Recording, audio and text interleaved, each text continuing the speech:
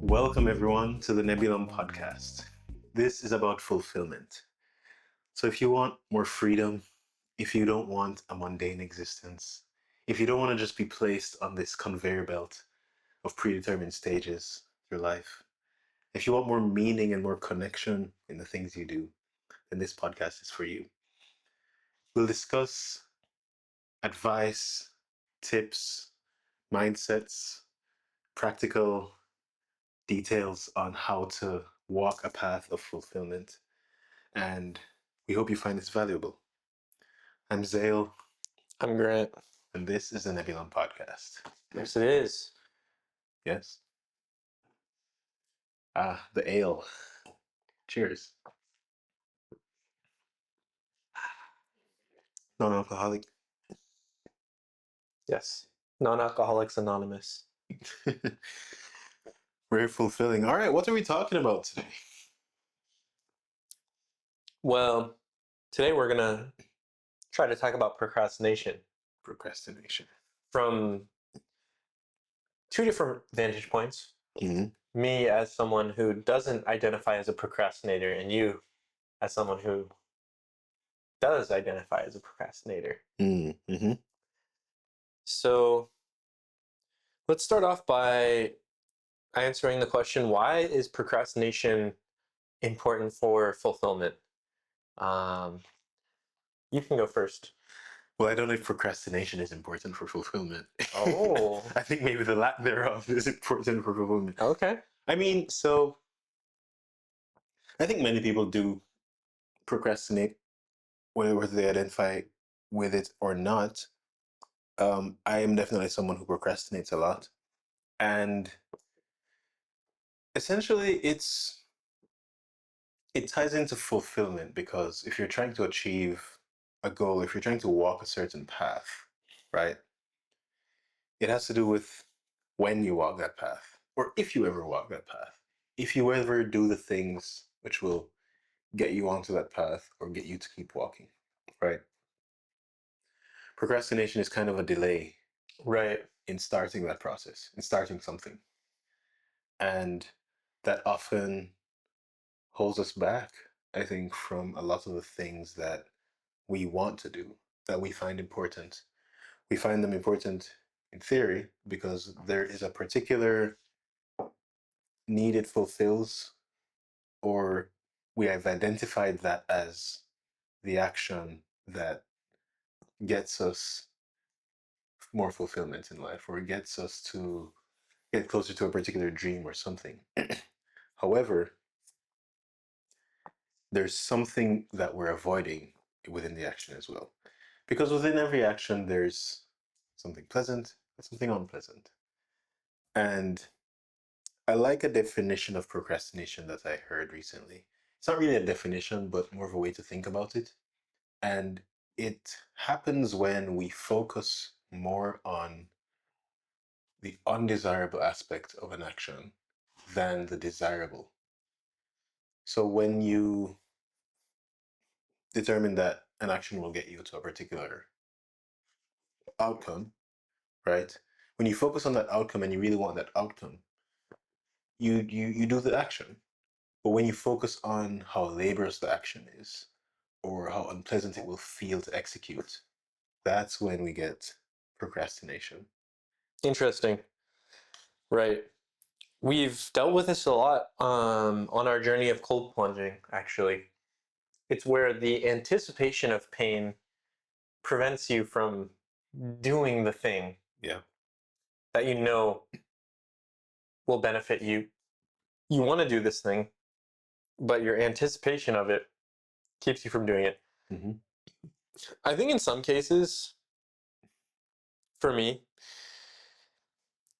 for example, if I'm tired in the morning, and I usually lift in the morning, and I'm tired that morning, and maybe it's the weekend. This happened to me previous weekend where I was like, I'm tired, I won't do it. Mm-hmm. But then when the afternoon came around, I was free and I was feeling a little better. So then I ended up working out. Mm-hmm. So in that scenario, I think it wasn't like a bad thing that I pushed it off. Yeah. However, for the cold plunge, for example, the only reason we procrastinate or even risk not getting in is because of the anticipation. Yeah. If we just get in, Mm-hmm. it's done. Mm-hmm. You did the hard part, which is overcome the mental barriers. Mm-hmm. So I guess procrastination for me seems like overcoming these mental hurdles, these perceptions of things, Mm-hmm. our anticipation of pain, overcoming that Mm-hmm. to achieve what we want. Yeah. Um, Yeah. The anticipation of the pain. It's all about where we focus, right? Because when you focus on something, that thing becomes the reality. You focus on how painful this cold plunge will feel. That becomes your current reality, even if you're not in there, right, right? And that pain that we're feeling is an imagination right, because we haven't started it yet. But that imagination becomes the barrier to entry. right, And that's why starting is usually the hardest part. right. Getting in the cold plunge is the hardest part. Getting in the cold shower. It's very easy to stay in. Right. Yeah. Well, It, it's it's easier to stay in usually, especially if you're used to it. usually, yeah. It's that initial going from not in to in. Yeah. That transition Yeah. is what we make up in our heads as something that's so painful, and that's why we're not doing it, and like Yeah. I'll do it tomorrow or whatever. Right. Procrastination isn't just a danger because you're doing it delayed. It's a danger because you could infinitely procrastinate until you die Exactly. That's the thing. and not achieve anything. Right. That's the thing. Because procrastination becomes a habit. There's a saying that goes, how you do one thing is how you do everything. And so if you're in the habit of procrastinating, if you procrastinate this today, you're more likely to procrastinate it tomorrow as well. Right. It's a habit Yes. that you're creating. Yes. I see. Yeah, it's interesting, and this is why I feel like the cold plunge or cold shower is such an interesting exercise and a really good habit to do. Same with exercise, is that you practice overcoming that thing every day. Yeah. Yeah.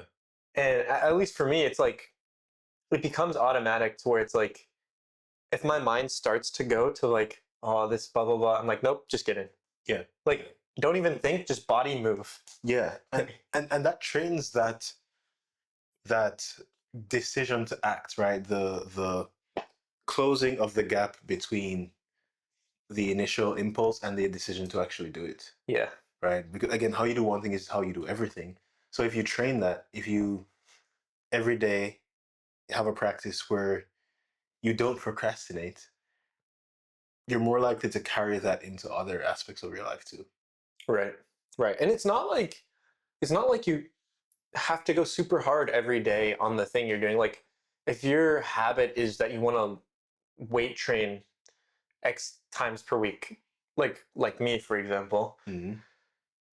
I did not feel like doing it this morning. Mm-hmm. However, I was like, okay, I'll do it. My legs still haven't really recovered, but that's fine. I'll just go less on legs Mm-hmm. and I'll complete the workout rather than being like, oh, my legs are sore, blah blah blah. Let's not. Yeah. Like I feel so much better having completed another rep of Yeah. that Yeah. lifestyle. Yeah. Right. Because we've talked about that, right? The consistency is often the meta habit that we do not want to lose. Right, right. And part of procrastination, if you think you're procrastinating, maybe you just lower the bar. Yes. That could be a way to get over it, honestly. Yes. Like at least for the time being, maybe you're setting the bar too high, not listening to your body. Um, like because that's the type of thing that builds it up in your mind. That's like the anticipation is even worse. If you find you're like anticipating the thing you're doing, dreading it, then there's something that might need to be addressed Yeah. to make Yeah. it so you actually want to do that thing, or at least it's possible to continue that habit. Mm-hmm. It's Yeah. And there are a few ways to change a thing, right? I mean, you either change the way you think about the thing or you change the thing.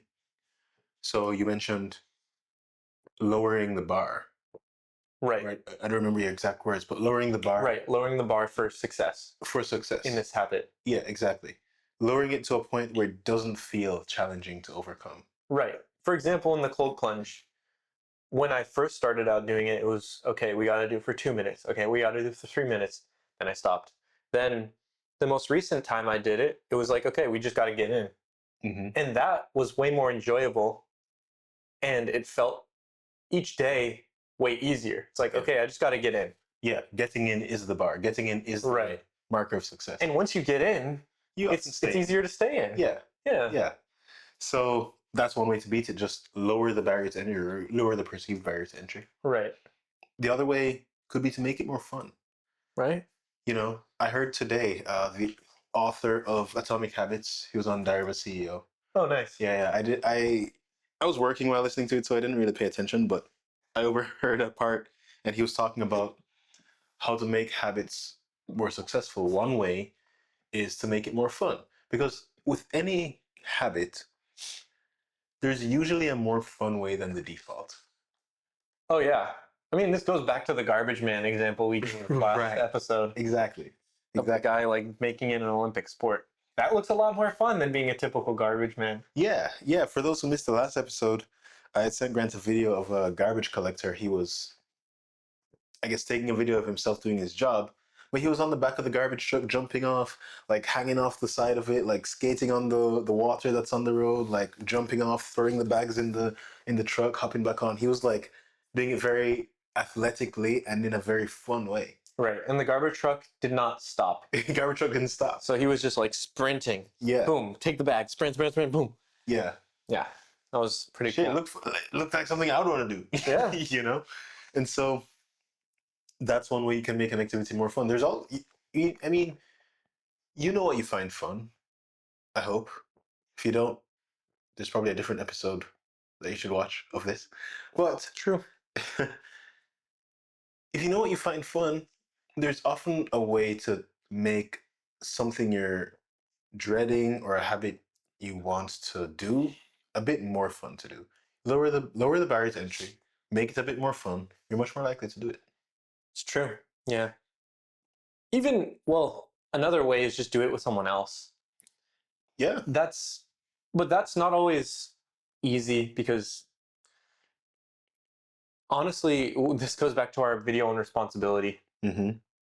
We have to take responsibility. So if we have access to someone who wants to do the same habit, Mm-hmm. let's definitely use that. But it's not always something you can rely on Mm-hmm. because everyone has different goals. So Yeah. if that is available to you, someone else is with you on this habit, then that's probably one of the best ways to make it like more fun or like more stickable, I guess. It is. It's extremely powerful. That social accountability, in a sense, that's what that creates, right? For example, I want to make more content, right? And now I have a group that now I make content with every Sunday, and I've tried many times before to say, okay, this is my schedule. I'm gonna make content every this day of the week. Doesn't fucking happen. Right. As soon as there are other people, always happens. Right. Totally. And it's more fun. And it's more fun. Right. Yeah, so it hits two of these things. One, do it with other people. Two, make it more fun. Right. So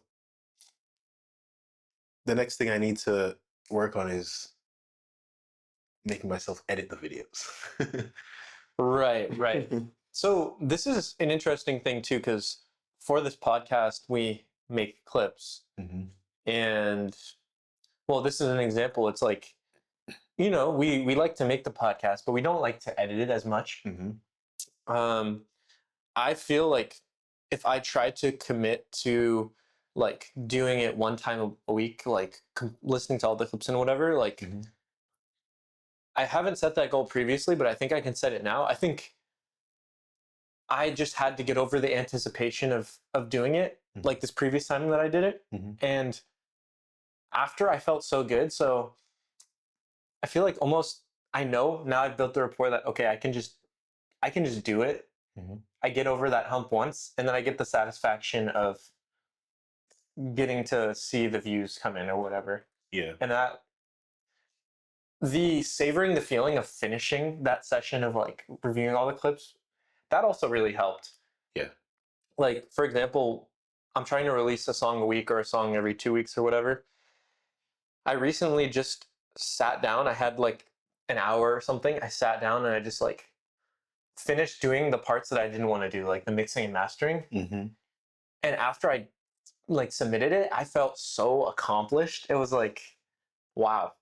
So I feel like savoring that feeling of like success, and then remembering that I was able to do it. I just need to allocate the time and just go. I think that's a strategy that can be used. Yeah. Of course, there's improvements that can be made, like this scheduling and stuff, but when you're doing a habit all on your own, I think it's important to find ways to be able to just get over that hump. And I think the one time a week bar for me seems like a reasonable time. It's where like, okay, I'm sure I'll find some time where I'm just kind of like idly fidgeting or whatever. I'm like, oh wait, I can just do this thing. So it's not like I'm setting the bar super high. It's just like once a week or whatever. Yeah. And that's reasonable. And if I don't get that, I don't sweat it. It's like, okay, skip that week. Let's try again this week, basically. Yeah. And try again. Yeah. Failure isn't an end. It's you can learn from that. It's like, okay, I just didn't have the time. Let's run it back this week. Yeah. And that's what I did, because I missed the previous week, but I didn't care. Just keep going. Yeah. And then get it done early this week. Yeah. Yeah. I mean, for me, sometimes almost always what helps is saying, I just need to show up. If I say, okay, I'm going to mix a song or something like that. Whenever I set my goals as mixing the song, I'm more likely to procrastinate it. But whenever I set my goal as just showing up to like my assigned mixing session with myself, like just showing up, it happens. So again, that's just lowering the perceived barrier, the anticipation and all of that. Right. But that just shows the power of lowering the bar. Yeah. Like, you lower the bar, so you decrease the anticipation, and then when you finish your task, you're like, holy fuck, let's fucking go. Yeah. So you get like, you decrease the anticipation and you increase the pleasure of actually doing it. Yeah. I feel like that's so big, like celebrating your own wins, or like having those wins that like, I did this habit today. That feels really good. Like, when I uploaded that song, I was like, damn, I already won the day. Like, and then when I would like forget, I would be like, what's that thing that I did today? Like, I feel so good today. Like, I had a win. What was it? Oh yeah, I uploaded the song. Let's go. Yeah. It's like, it doesn't have to like have X amount of views or whatever. My bar is just, I uploaded a song, whatever. Yeah. And that works for me. Yeah. The bar might change over time, but if this is the bar that I need to stay consistent and I'm prioritizing consistency, then it's a win.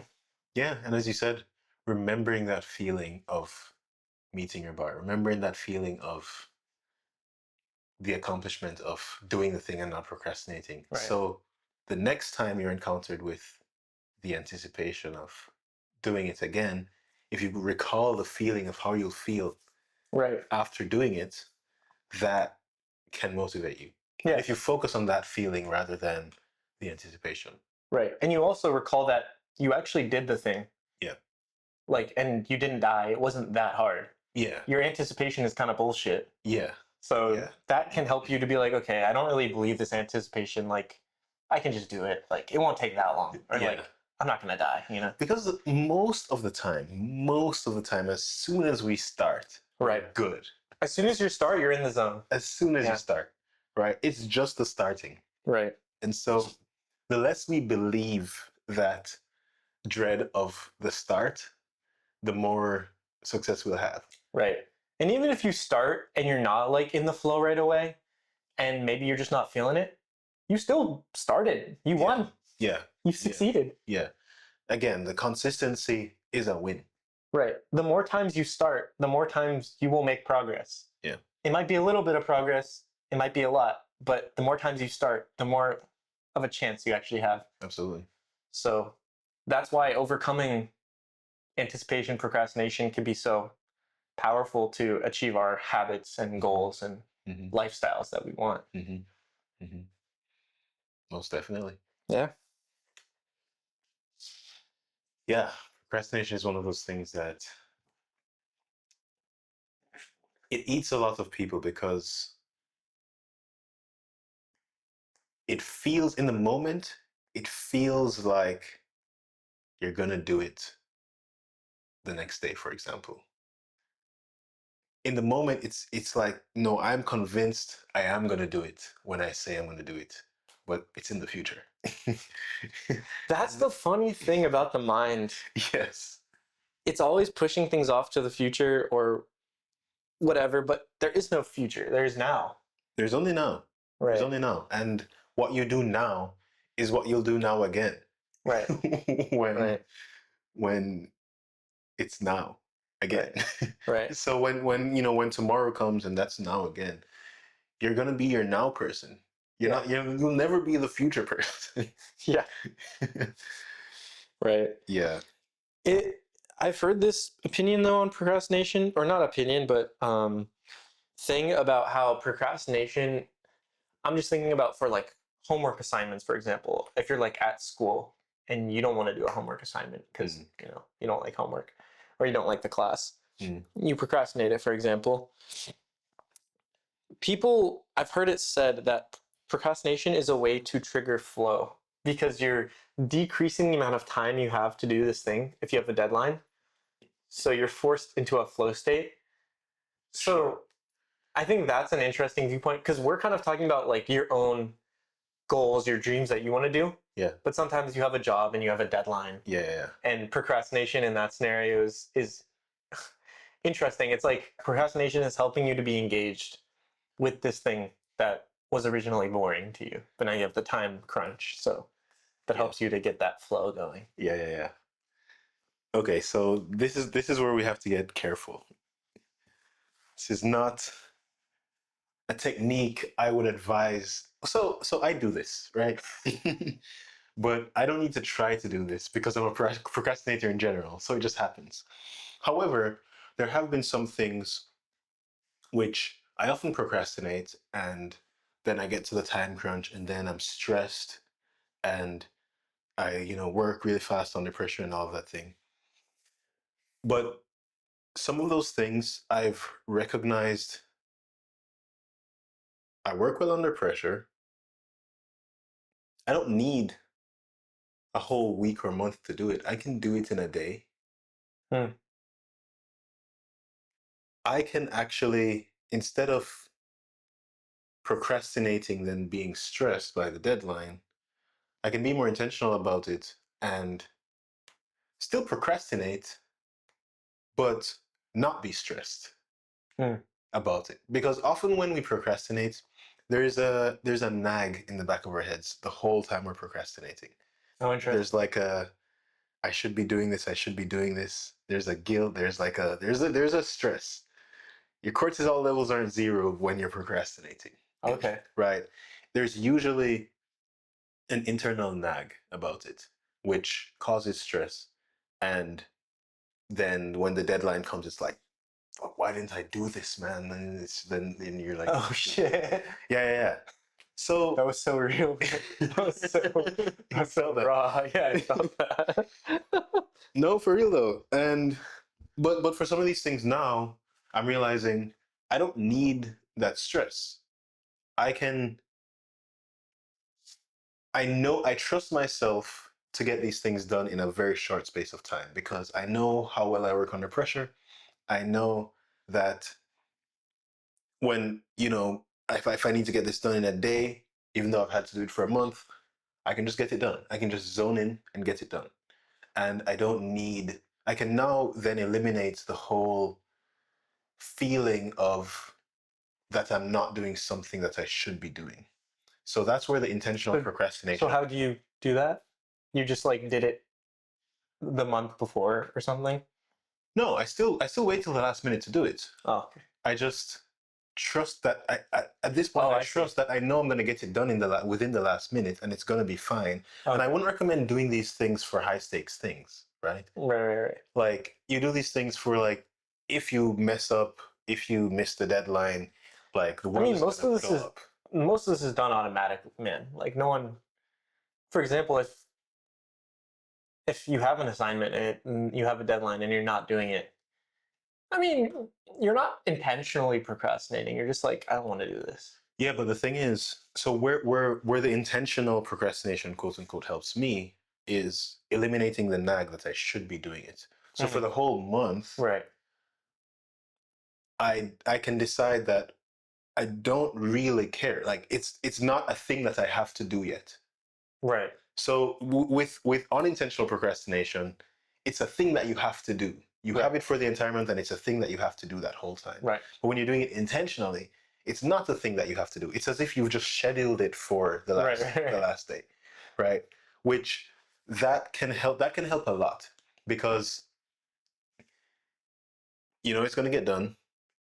You know you're going to zone in when the time comes, and you freed up this whole month. Right.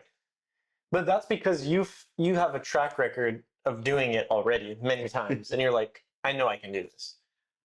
Yeah. So don't go out and do this first time. You got to know yourself Yeah, you have and to know remember what you've done. you have to know yourself.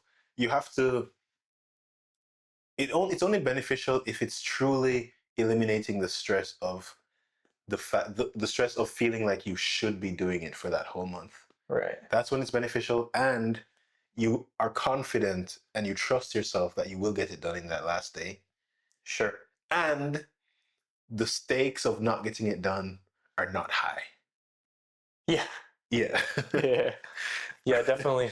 But definitely it's still not a recommended scenario because you don't get to ask people for feedback or you don't get to there's a lot of stuff that you miss out on when you just do it all in one go. So, Well, that's why it depends on the thing, right? right. If it's just like, let's say it's just a report you have to write for work, something like that. You weren't going to ask for feedback on it anyway. It's just you write it and do it, for Right. example. Or, you know, it depends on the thing.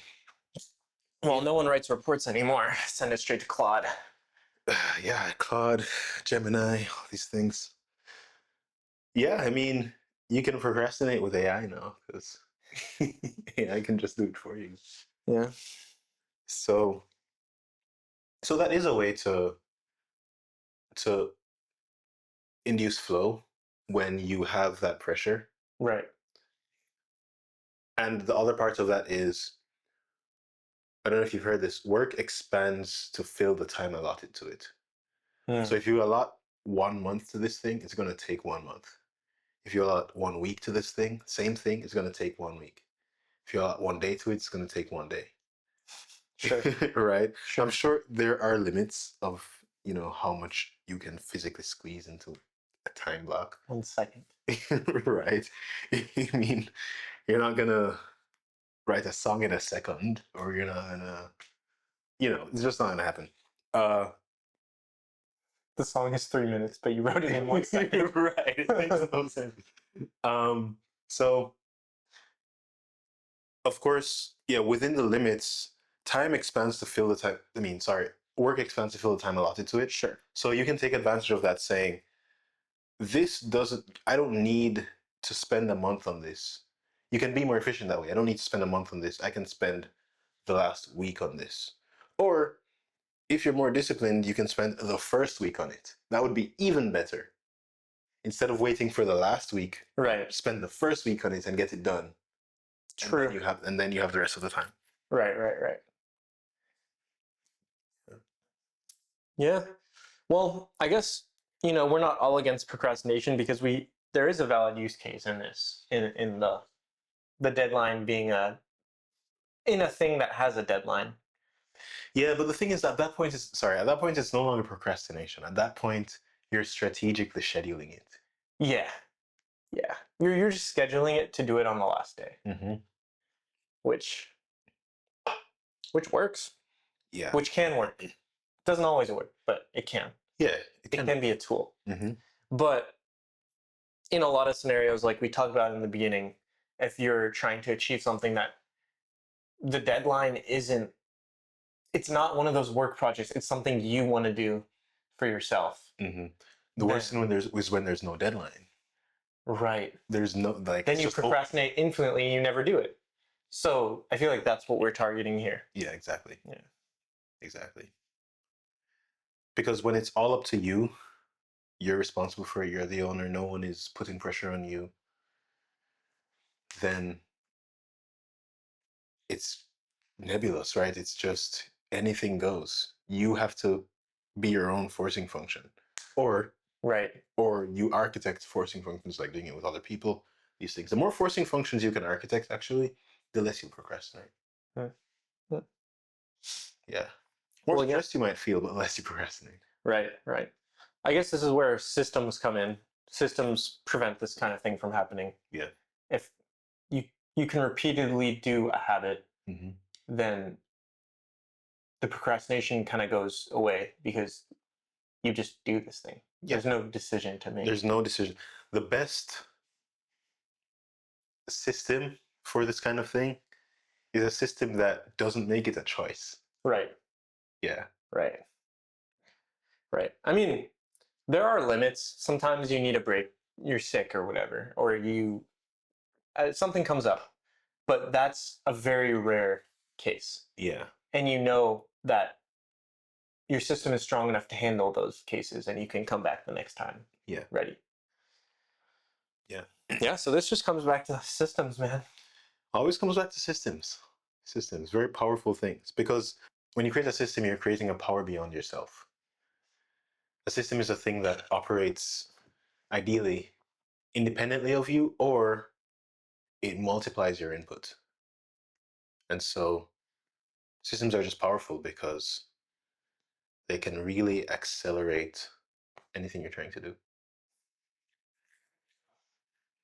Great.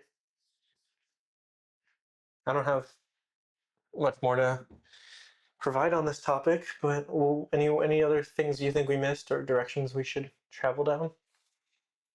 I can't think of anything immediately. Procrastination.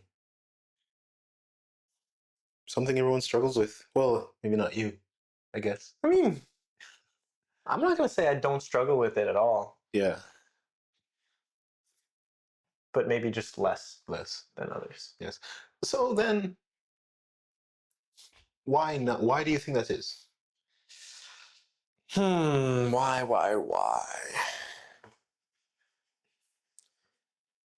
I don't know. Maybe I just feel like I like to get things done. But it's not like I don't procrastinate at all. It's, I haven't thought about it, but maybe I just feel excited to do the things I have to do.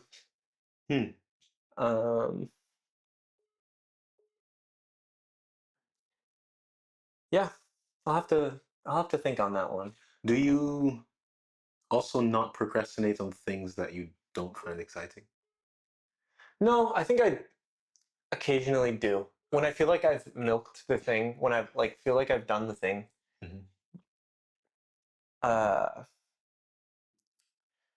When it's not exciting, it's definitely harder, but then I feel like I just want to get it over with. Interesting. Yeah. So it seems like you just focus on a different thing. It seems like I think procrastination is harder for me because then I hate having to think about this thing I have to do but not doing it. I'd prefer to do it. It's easier, more comfortable to just get it over with. So that's my. Yeah, this goes back to the whole, this goes back to something core in motivation. Do you want the good news first or the bad news first? I want the bad news first. Just get that shit over with. Interesting. Interesting. But I don't know. Yeah. Someone might have a different. Yeah. This comes back to something very core in motivation science, which is it all boils down to which pain you find worse. The pain of doing the thing, or in your case, the pain of having that thing loom over you, Yeah. right? And you don't like that. No, I hate that. And you hate that more than any displeasure you'd get doing the actual thing. Yes. Often. I think so. And I feel good when I release that tension of no longer having to think about that thing. Yeah. That feels fucking great Yeah. for me. Yeah. Like, that's a huge win. Yeah. So, yeah. Yeah. It's the lesser evil. Right. Or right. whatever. It's the evil you choose, the pain that you choose. Right. The pain that you dislike, you want to rid yourself of first. Right. Yeah. Yeah, and so I think people who struggle with procrastination, it might be useful to kind of rewire a bit and think about which pain is worse. Maybe that nagging needs to become more painful for you Yeah. to like Yeah. flip that switch. Right. Yeah. Yeah. Yeah. Yeah, I think in summary, so I had some notes. In summary, procrastination, how to beat it, you either change the thing or you change your mind. And the ways to change the thing, you either lower the barrier, you do it with other people, you have social pressure, you make it more fun, or you just find some forcing function, right? And then ways to change your mind is you change your focus. So you either focus on the good thing that you want from it instead of the pain of doing it, or you focus more on a different pain, maybe the pain of it nagging, and focus on avoiding that, right? Or you focus on the satisfaction of getting it done, the past satisfactions you've had, you remember that feeling. Or also, I have in my notes here, if you don't get it done, don't feel guilty about it. I think you mentioned that. We didn't get into that too much, but I think that's another piece of the mindset aspect to it, because you don't want not doing it to demotivate you even more. Right. You want to bounce back from that. The other thing is make it choiceless, right? Make it choiceless. Yeah. Yeah. The forcing functions, right? Yeah. Yeah. The forcing functions. Yeah. Yeah. So Great summary. that's procrastination. Yeah. We usually have some questions at the end for you to take away with, but we'll do that next time. Kidding. Do you have any? I would just say recognize some things you might be procrastinating on in your life. Maybe there's something that you know you want to do, but you keep putting it off, and see how you can architect or tweak one of the knobs that Zale just mentioned to diagnose and get over it if it is something you truly want to start doing or do. Mm-hmm. Yeah. Contemplate this. Things you often procrastinate and want to stop procrastinating. What are all the pains that you experience? Kind of think about the pain that you're trying to avoid when you procrastinate, but also think about the pain of procrastinating, that nagging, the stress you feel, the delay of your goals, the setbacks, all these things. Think of those pains and see if you can elevate the intensity of those pains. Painful thing, but maybe that might be the thing that lights the fire. So, might be a useful exercise. Yeah. Yeah. Amazing. Cool. Thank you so much for listening. We're very grateful to you. If you're still here, you are the GOAT. Yeah. So, I hope you found this valuable. If you did, give us a like, hit the subscribe button, hit the notification icon, share it, and also let's discuss some things in the comments. Yeah. Don't procrastinate this. Do it. Cool. Thank you so much. And I hope you enjoy the rest of your day, week, month, your life. Bye. Bye bye.